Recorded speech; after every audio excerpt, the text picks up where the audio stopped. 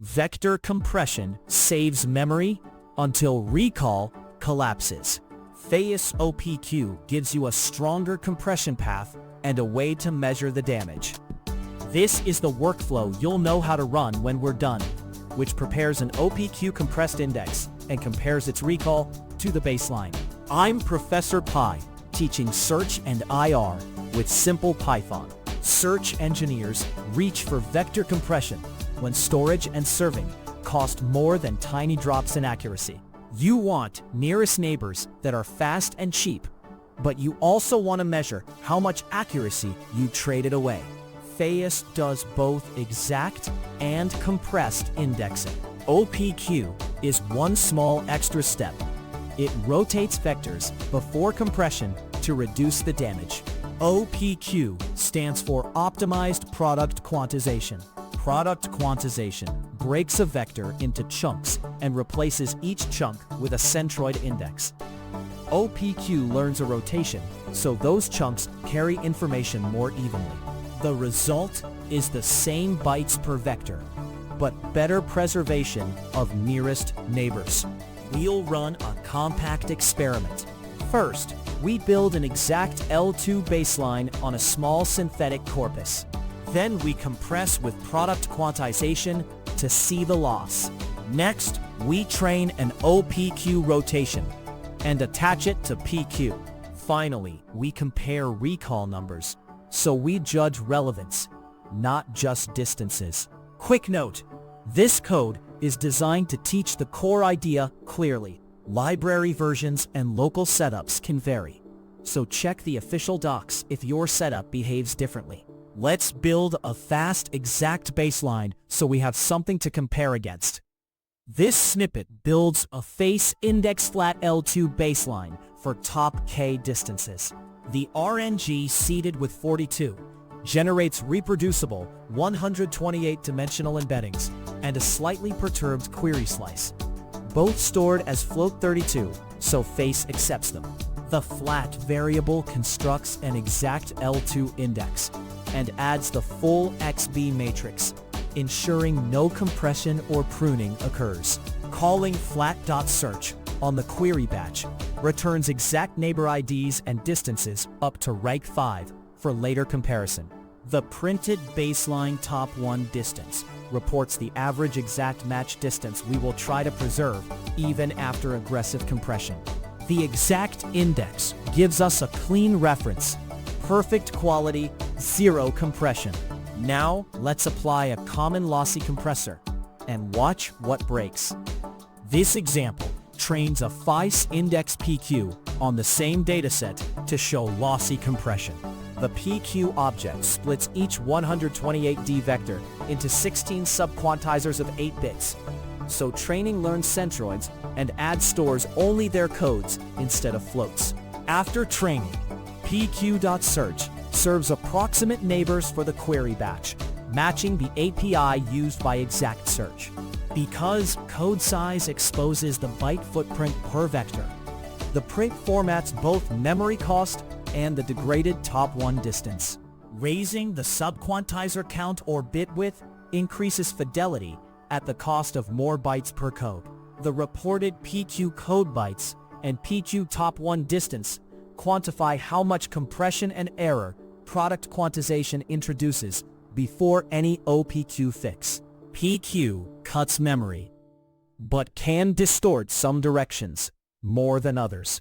OPQ attempts to even out that distortion by rotating the space first.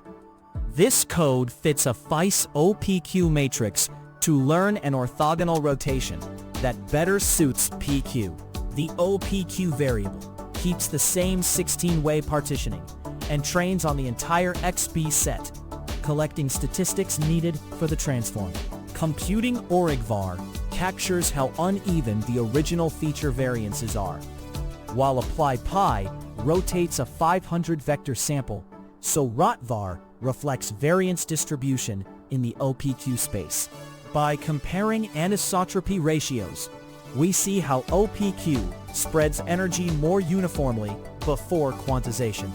Increasing the subquantizer count would smooth variance further, but raises PQ memory. The printed ORIG anisotropy versus OPQ anisotropy shows OPQ already reduces distortion risk. Next, we hook that rotation into an actual PQ pipeline, so everything trains and queries in the rotated space automatically. This snippet composes the trained OPQMatrix with a fresh FAISS IndexPQ using IndexPreTransform. Passing OPQ with a new PQ backend lets the combined OPQ-PQ object train both rotation and codebooks in one call, so subsequent add stores rotated codes transparently. Running OPQPQ.search reuses the same query batch, but benefits from the OPQ-aligned space before quantization. The distance gain calculation subtracts the new mean top one distance from the plain PQ value, making the improvement visible. Tweaking OPQ training iterations could squeeze distances further, but adds pre-processing time. The printed OPQ top one distance and distance gain confirm that chaining OPQ recovers some accuracy while keeping each vector at the same code size. Distance numbers are useful, but recall answers the practical question: do compressed results still include the exact neighbors? This code compares recall at 5 for compressed searches against the exact baseline. The recall at 5 helper walks each row of the neighbor ID arrays and counts how often an approximate list still hits the exact matches within 5 candidates. By feeding I-flat, IPQ, and IOPQ from earlier steps, it quantifies how OPQ preprocessing changes retrieval relevance rather than just distances. If you increase the query batch or tighten K, the recall numbers will shift, but the relative gap between PQ and OPQ should persist.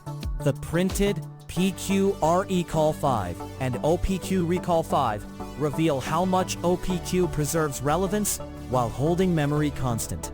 When you move this to a real system, swap the synthetic XB and tiny query set for your vector store and live queries. The pattern stays the same. Exact baseline, PQ compression, OPQ transform, and recall comparison under the same code size. OPQ is simply a learned orthogonal rotation applied before product quantization to reduce distortion. Use it when you need the same memory budget but want better neighbor preservation. It buys you accuracy back without increasing bytes. One caveat: OPQ adds pre-processing and training time and may need more data to learn a stable rotation. Next step: try raising the number of subquantizers or the bit width and rerun the chain to see how memory versus accuracy trades off. If short, practical IR helps, subscribe and watch the IR videos.